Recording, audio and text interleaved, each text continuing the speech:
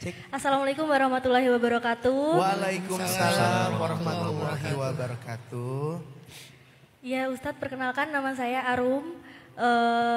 Saya asal dari Semarang, tapi tinggal di Jakarta. Permisi Ustadz, mau tanya. Jika kita sudah ada yang mengajak menikah, maaf ini agak keluar dari tema ya Ustadz, maaf. Ya coba, cepat tahu nyambung.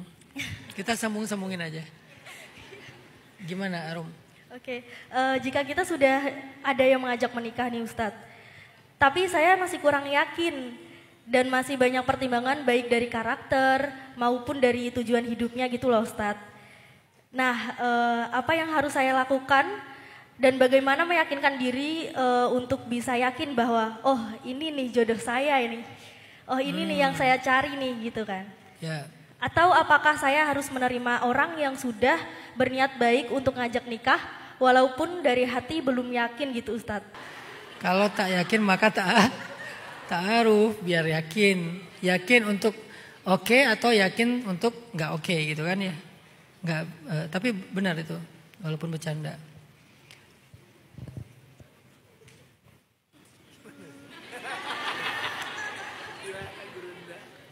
Terus gimana, kita harus nerima aja atau gimana? Nih, saya selalu ngulang-ngulang sebuah quote ya. Gak usah di videoin juga gak apa-apa. Atau kalau mau di videoin jangan lupa pakai filter ya. Boleh video kan dengan syarat filter yang paling glowing. Sampai saya jadi avatar. Gimana gitu, ada satu quote.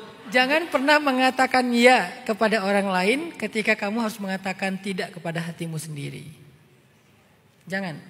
Nanti itu terlalu ngambil resiko itu. Itu high risk banget itu. Jangan pernah mengatakan ya kepada siapapun kalau kamu harus mengatakan tidak kepada diri sendiri. Sampai kamu bisa mengatakan ya kepada diri dan orang lain baru kamu putuskan. Kalau masih belum ketemu jangan pernah putuskan. Jangan terburu-buru. Apalagi ini bab masalah seumur hidup. Mbak Arum akan memilih seseorang yang bakal jadi imamnya sampai akhir hayatnya. Dan itu kan gak boleh hanya gara-gara ngerasa gak enak. Dia tulus, dia apa? Apakah kalau misalnya dia niatnya serius dan tulus itu udah pasti cocok? Belum tentu. Pernikahan ini bukan tentang masalah tulus dan gak tulus saja. Tapi masalah nyambung gak nyambung, cocok gak cocok. Karena ada dua orang sahabat yang dua-duanya solih-solihah. Bertahan cuma setahun pernikahannya mereka. Lalu bercerai. Siapa dia? Zaid bin Harithah. Seorang sahabat yang sangat terkenal dengan kesolihannya, bahkan diangkat jadi anak angkatnya Rasulullah, orang yang sangat mulia. Tapi ketika dia menikah, pernikahannya itu cuma bertahan sekitar setahun. Lalu mereka bercerai. Apa karena mereka nggak soleh? Nggak mungkin nggak soleh. Solehnya soleh banget lah gitu. Nggak tulus banget. Nggak ikhlas banget. Bukan nikah karena ibadah banget. Pernah pacaran? Nggak pernah pacaran. Kok bisa mereka bertahannya cuma setahun? Nggak nyambung. Istrinya datang ke Rasul mengatakan, ya Rasulullah gimana ya, aku kayak nggak nyambung gitu sama Zaid. Kata Zaid, ya Rasulullah gimana ya, kok saya sama istri tuh kayak ada sesuatu yang nggak ngeklik gitu ya Rasul. Terus Allah bilang ke Rasul sebelum mereka datang, Muhammad kalau mereka datang nanti suruh mereka untuk pisah aja. Karena mereka udah nggak nyambung lagi. Tapi karena Nabi nggak enak hati, Nabi malah bilang bertahan wahai Zaid, jangan pisah dulu, jangan ceraikan istrimu. Nabi karena nggak enak hati sama Zaid, akhirnya Allah turunkan lagi ayat, kamu ngerasa nggak enak hati sama manusia, terus kamu enak hati sama aku kata Allah. Allah cemburu kepada Rasul, akhirnya cerai juga mereka. Kenapa bisa gitu? Kurang soleh banget. Jadi ini bukan tentang masalah tulus nggak tulus aja, masalah twin flame atau enggak. Apa itu twin flame? Dia nyambung enggak? Belahan jiwanya bukan gitu. Dan itulah fungsi ta'aruf untuk mengenal. Termasuk masalah fisik. Fisik itu dipertimbangkan dalam pernikahan. Walaupun itu sifatnya relatif. Enggak bisa kita pakai standar yang general.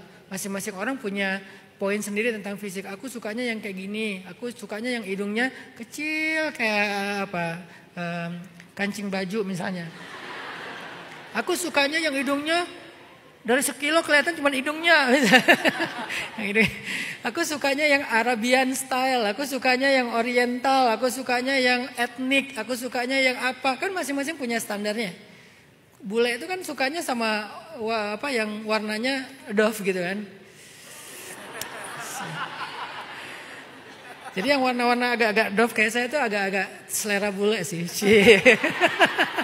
Menghibur diri sendiri. Atau ada yang sukanya tuh yang glowing banget misalnya. Tapi tetap fisik itu adalah sesuatu yang dipertimbangkan. Terutama perempuan. Makanya dari 4 hal yang dilihat dari cewek itu justru yang pertama itu lijamaliha. Tentang kecantikannya. Dan ada sahabat mau menikah saking ikhlasnya. Mau nikah sama cewek tapi gak pernah ngeliat ceweknya. Udah mau nikah tuh, tapi belum pernah ngeliat calon istrinya. Nabi nanya, kamu udah ngeliat dia? Belum ya Rasulullah, gak apa-apa lah. Gitu. Saking solehnya. Kata Nabi, jangan, lihatlah. Gitu.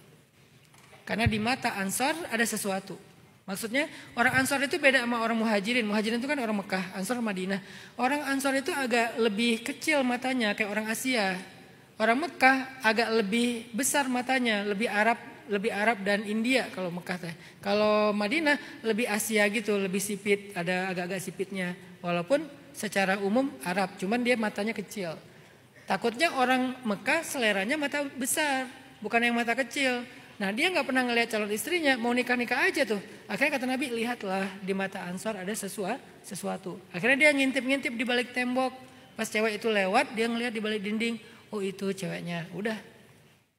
Terus datang lagi ke Rasulullah, ya Rasulullah saya udah ngelihat, gimana kamu berkenan? Berkenan ya Rasulullah. Baru Nabi setuju dia menikah. Dilihat fisiknya, dilihat keluarganya, dilihat baru nanti agamanya. Walaupun agama menjadi kunci. Tapi yang pertama kelihatan kan bukan agama langsung kan. Justru fisiknya dulu, biar nyambung, biar nyaman. Maka Mbak Arum harus tadi, kalau tak kenal maka tak